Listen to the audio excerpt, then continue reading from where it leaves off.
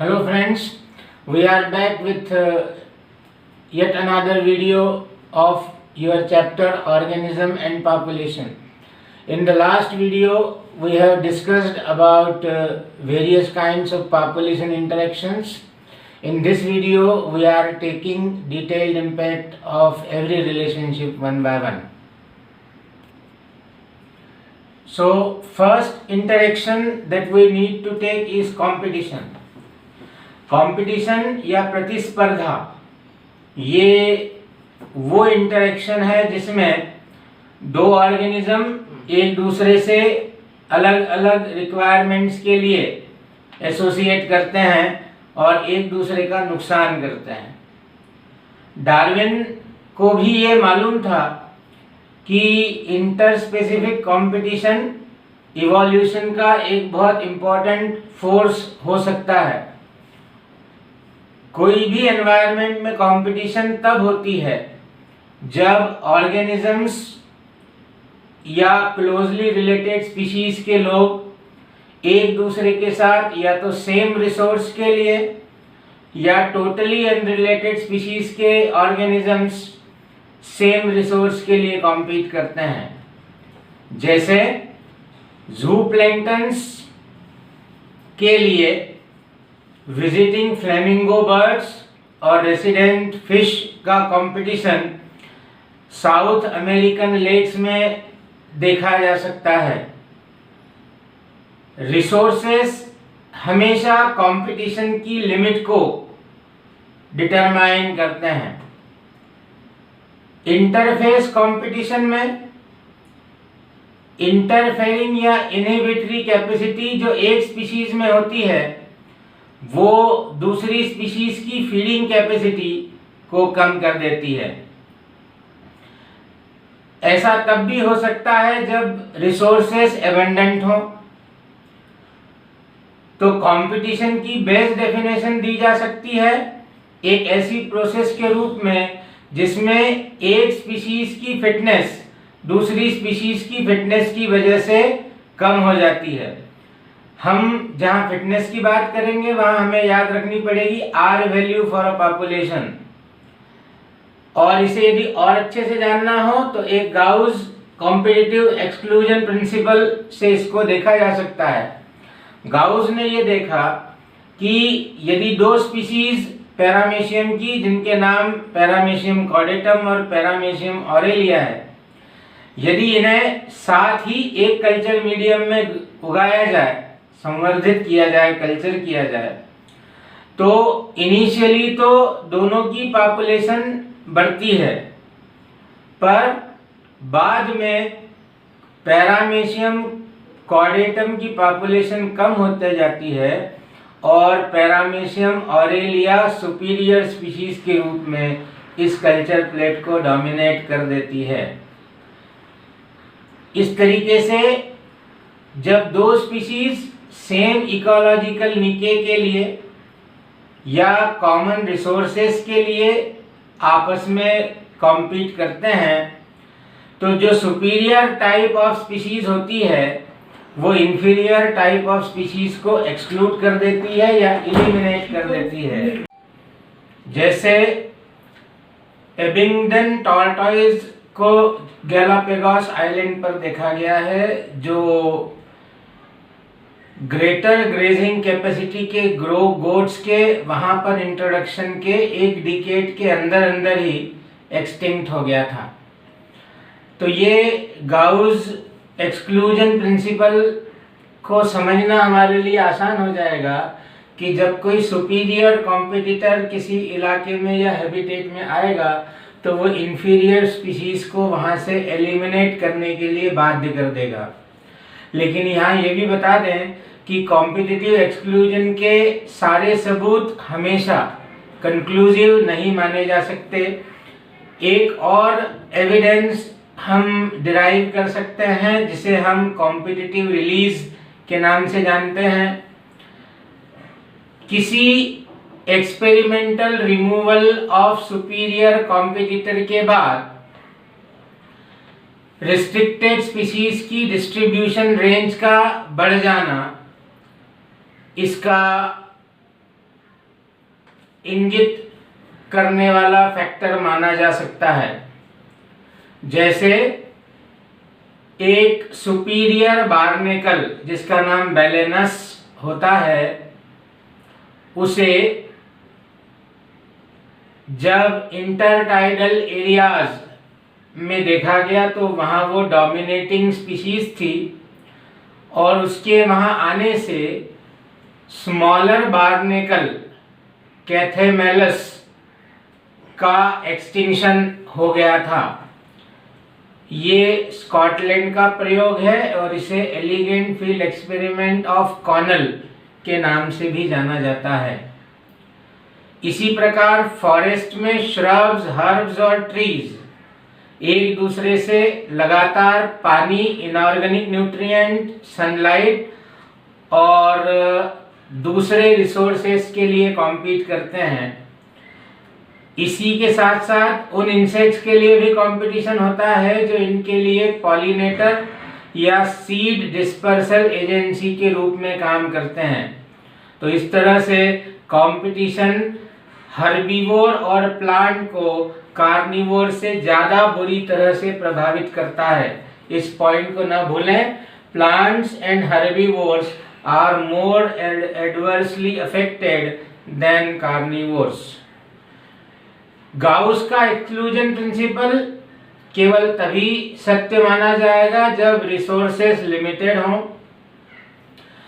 Species जिनमें competition होता है उनमें लगातार इस चीज को लेकर के इवोल्यूशन देखा जाता है जिससे वो किसी ऐसे मैकेनिज्म्स को अडॉप्ट या इवॉल्व कर सकें जो को एग्जिस्टेंस को फॉलो करती है, एक्सक्लूजन को नहीं। जैसे रिसोर्स पार्टीशनिंग। आप लोगों ने अपने शहरों में बरगद के पेड़ पर सुबह और शाम कौओं, क्रोज और बैट्स के बीच की लड़ाइयाँ देखी हैं। ये रिसोर्स पार्टीशनिंग का एक बहुत अच्छा उदाहरण माना जा सकता है। रात के समय क्रो को रेस्ट करना है और दिन में बैट्स को रेस्ट करना है। इस तरीके से ये अपना इकोलॉजिकल रिसोर्स पार्टीशन करते हैं और को एग्जिस्टेंस को बढ़ावा देते हैं। मैकआर्थर ने ये रिपोर्ट किया था कि 5 वार्बलर की closely related species same tree पर को एग्जिस्ट करती है क्योंकि उन्होंने अलग अलग बिहेवियरल पैटर्न्स ऑफ फोरेजिंग या खाना खाने के अलग अलग तरीके अपने बिहेवियर में लाए हैं, जिससे कि वो एक दूसरे को एक्सक्लूड करने के लिए नहीं बल्कि एक दूसरे के साथ को एग्जिस्ट करने के बहाने या उसके मैकेनिज्म्स सर्च करती है। दूसरी घटना पर आए, पैरासिटिज्म। पैरासिटिज्म एक ऐसी रिलेशनशिप है जिसमें 2 ऑर्गेनिज्म इस तरह से रहते हैं कि एक ऑर्गेनिज्म दूसरे पर अपने जीवन या जीवन चक्र का एक बहुत बड़ा भाग पूरा करता है, और ऐसे रिलेशनशिप में जो डिपेंडेंट ऑर्गेनिज्म है वो लगातार बेनिफिट में होता है, उसे हम पैरासाइट कहते हैं। जबकि दूसरा ऑर्गेनिज्म जो किसी पैरासाइट को अपने अंदर या बाहर ग्रो करने देता है वो होस्ट कहलाता है, और वो हमेशा नुकसान में होता है क्योंकि उसकी बॉडी से नरिशमेंट, शेल्टर, ऐसी चीज़ें लगातार पैरासाइट लेता रहता है। होस्ट को हमेशा फ्री लॉजिंग और बोर्डिंग के लिए पैरासाइट इस्तेमाल करता है। अलग अलग प्लांट्स में, अलग अलग वर्टिब्रेट एनिमल्स में पैरासिटिज्म रिलेशनशिप एग्जिस्ट करते हुए देखी गई है। बहुत सारे पैरासाइट केवल सिंगल होस्ट स्पेसिफिक रिलेशनशिप को फॉलो करते हैं और दूसरों के ऊपर भी ग्रो करने की पोटेंशियल उन्होंने साथ ही साथ को इवॉल्व की हुई है। जो पैरासाइट है उसे एडाप्टेशन के लिए ज़्यादा ससेप्टिबल होना पड़ता है क्योंकि उसकी रिस्क ऑफ एक्सक्लूजन बहुत हाई होती है। तो जो पैरासाइट्स हैं उन्होंने डिफरेंट टाइप के पैरासिटिक एडाप्टेशंस अपनी बॉडी में पूरा करके रखे हुए हैं। यहाँ हमारी सलाह ये होती है बच्चों को कि आप 3-4 मुख्य मुख्य पैरासाइट जो आपने एनसीईआरटी के सिलेबस में पढ़े हैं, जैसे एस्केरिस है, टीनिया है, फाइलेरिया है, इनकी जीवन चक्र को की साथ ही साथ पढ़ें और फिर ये बात समझें तो ज़्यादा अच्छे से समझ में आएगी। तो पैरासाइट के जीवन में पाए जाने वाले या उनके शरीरों में पाए जाने वाले मुख्य adaptations: high reproductive potential, loss of digestive system, loss of unnecessary sense organ, presence of specific sucking और एडेसिव ऑर्गन्स, ये कुछ मुख्य एडाप्टेशन माने जा सकते हैं। पैरासिटिक लाइफ साइकिल कॉम्प्लेक्स होता है क्योंकि उसमें एक या दो इंटरमीडिएट होस्ट या होस्ट नहीं तो वेक्टर्स की उपस्थिति काउंट होती है और होस्ट और वेक्टर के आधार पर ही ये अपने बॉडी एडाप्टेशंस तय करते हैं। फाइलेरिया में पढ़े आप कि माइक्रोफाइलेरियाई सुबह 4 बजे के पहले और रात 8 बजे के बीच त्वचा के नीचे की सतह की ब्लड वेसल्स में क्यों आते हैं, तो उसका कारण आपको मिलेगा क्योंकि उसी समय उनका जो वेक्टर है या होस्ट है क्यूलेक्स मॉस्किटो, वो उसको ले जाने के लिए वहाँ आई है और जब वो किसी ह्यूमन को काटेगी तो माइक्रोफाइलेरियाई एक बॉडी से दूसरी बॉडी में अपनी प्रेजेंस को कैरी करने के लिए आगे बढ़ा सकते हैं। तो पैरासिटिक लाइफ साइकिल काफ़ी कॉम्प्लेक्स होती है और लीवर फ्लूक जैसे जो पैरासाइट्स हैं वो 2 intermediate host snail and fish या स्नेल एंड शिप पर अपनी लाइफ साइकिल पूरी करते हैं। आपको ये बात याद होगी कि जो पैरासाइट 2 होस्ट में अपनी लाइफ साइकिल पूरी करता है उसे डाइजेनेटिक पैरासाइट कहा जाता है और इसी तरीके से मलेरिया पैरासाइट भी 2 होस्ट को इस्तेमाल करता है। लीवर फ्लूक की लाइफ साइकिल में पॉलीएम्ब्रियोनी एक बहुत बड़ा एडाप्टेशन है।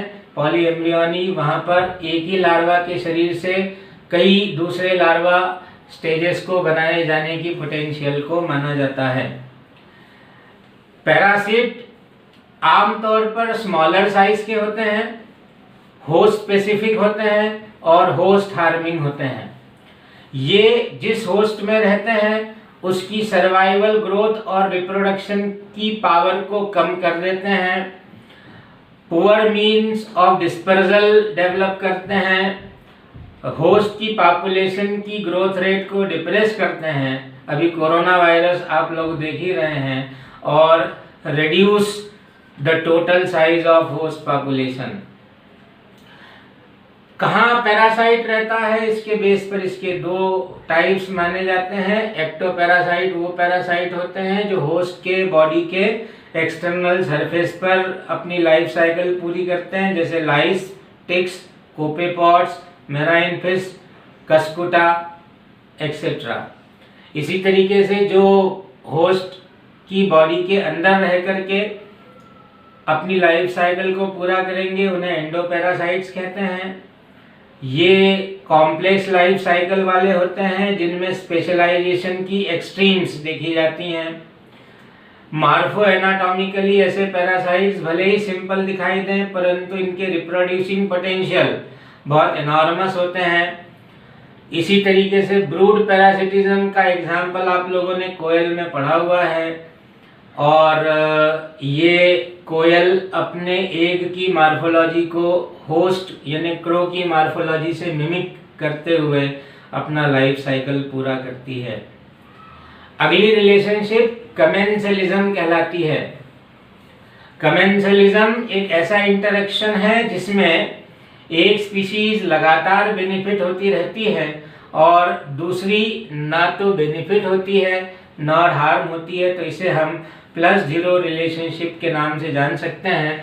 आप लोगों ने 11th और 12th के सिलेबस में कई सारे कमेंसलिज्म के एग्जाम्पल्स पढ़े हुए हैं। यहाँ हमारी सलाह आपको ये होगी कि सारे एग्जाम्पल आप इसी जगह पर ला करके रखें और इस रिलेशनशिप को पढ़ें तो आपको दोनों जगह इसकी पोटेंशियल के क्वेश्चंस बनने में आसानी होगी।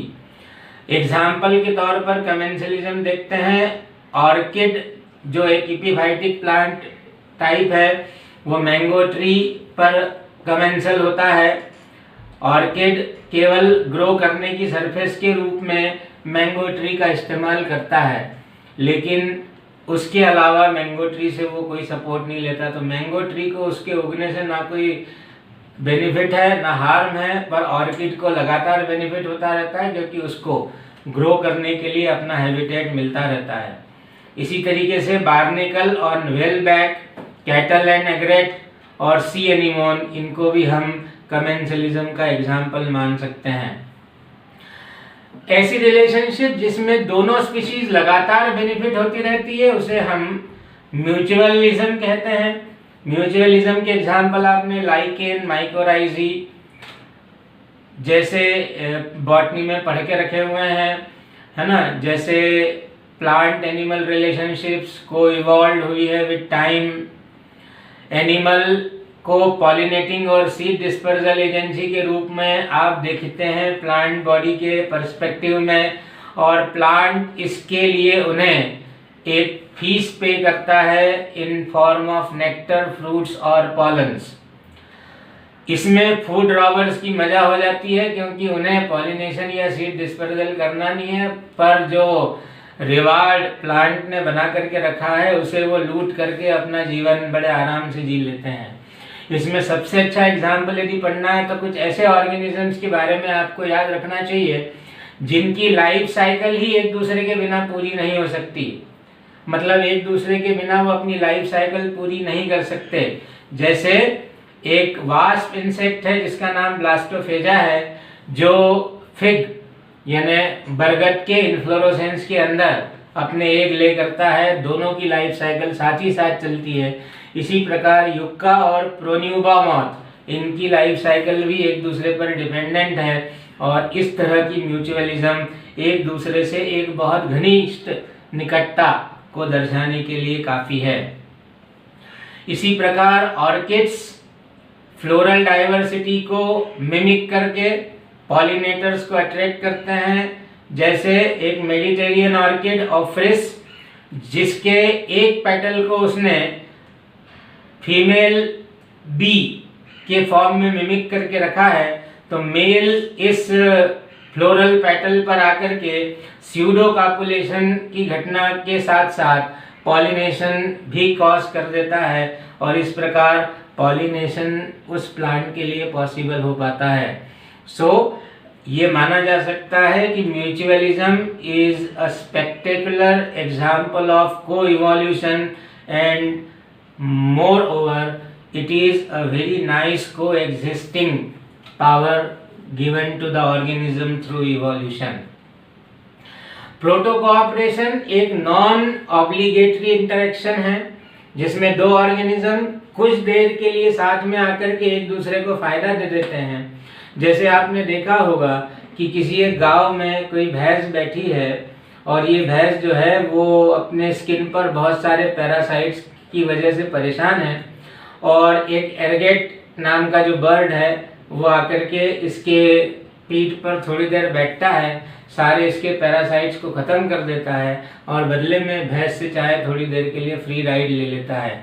इसी तरीके के एग्जाम्पल्स आप कई सारे ढूंढ पाएंगे जो अलग अलग जगहों पर आपको दिखाई देंगे। राइनोसिरोस फीडिंग ऑन टिक्स, ऐसे बर्ड जो राइनोसिरोस की बैक पर बैठ करके उसके पैरासाइट्स को खत्म करते हैं। मगरमच्छ के मुंह खोलते ही एक बर्ड आकर के उसके बक्कल कैविटी से सारा जो दांतों में फंसा हुआ एनिमल स्कम है वो हटा देता है, और उसके बदले में मगरमच्छ उस बर्ड की कभी भी शिकार नहीं करता। इस तरीके से ये एग्जाम्पल समझा जा सकता है जिसे हम प्रोटो कोऑपरेशन कहते हैं। इसमें आप सबसे पहली बार ये बात हमेशा याद रखें कि ये एक नॉन ऑब्लिगेटरी या नॉन रिक्वायर्ड इंटरेक्शन है जो कभी कभी दिखाई देता है। इन दोनों का साथ में आना म्यूचुअलिज्म की तरह ऑब्लिगेटरी यानी अनिवार्य नहीं होता है। इसके साथ ही एमेंसलिज्म ये सबसे टिपिकल रिलेशनशिप है जिसमें एक स्पीशीज का प्रोडक्शन या सिक्रीशन दूसरे स्पीशीज की पूरी ग्रोथ को इनहिबिट कर देता है या उसे पूरी तरह से खत्म कर देता है। जैसे एंटीबायोटिक्स दवाइयों के बारे में आपने सुन रखा है। एंटीबायोटिक दवाइयाँ जब किसी एक पेशेंट की बॉडी में डाली जाती है तो वो उस बॉडी से सारे इन्फेक्टिव माइक्रो ऑर्गेनिजम्स को इनडिस्क्रिमिनेटिंगली ख़त्म कर देती है और इस तरीके से इन्फेक्शन हटा देती है। तो यहाँ याद रखेंगे कि एक स्पीशीज़ का कोई एक पर्टिकुलर फीचर जब किसी दूसरे स्पीशीज़ को उस जगह से ख़त्म कर दे तो इस रिलेशनशिप को हम एमेंसिलिज्म या एंटीबायोसिस का एग्जाम्पल माना जा सकता है। बहुत सारे एंटीबायोटिक्स देने वाले माइक्रो ऑर्गेनिजम्स के नाम आपने माइक्रोब्स एंड ह्यूमन बेनिफिट में पढ़ के रखे हुए हैं, वहाँ से आप इसे ले लें। इसी तरीके से ब्लैक वॉलनट जुगलान्स नाइग्रा, जिसके रूट से एक केमिकल जुगलॉन रिलीज होता है जो दूसरे प्लांट्स के लिए टॉक्सिक होता है और उसके एमेंसिलिज्म से रिमूव करता रहता है। तो इस तरह से हमने ये देखा कि पॉपुलेशन इंटरेक्शंस नेचर में होने वाली एक ऐसी इवेंट है जो लगातार एक दूसरे एनिमल को बेनिफिट या नुकसान पहुंचाने के लिए लगातार यूज़ करती है। लेकिन इसमें सबसे बड़ी बात जो निकल करके सामने आई कि ये इवॉल्व हुए रिलेशनशिप्स हैं जो एक्सक्लूजन या को इवोल्यूशन या म्यूचुअल बेनिफिट के लिए टारगेट करता है। यदि आपको हमारा ये वीडियो अच्छा लगा हो तो कृपया लाइक और सब्सक्राइब करें और अगले वीडियो से हम इकोलॉजी के सेकंड चैप्टर की बात शुरू करेंगे। Thank you.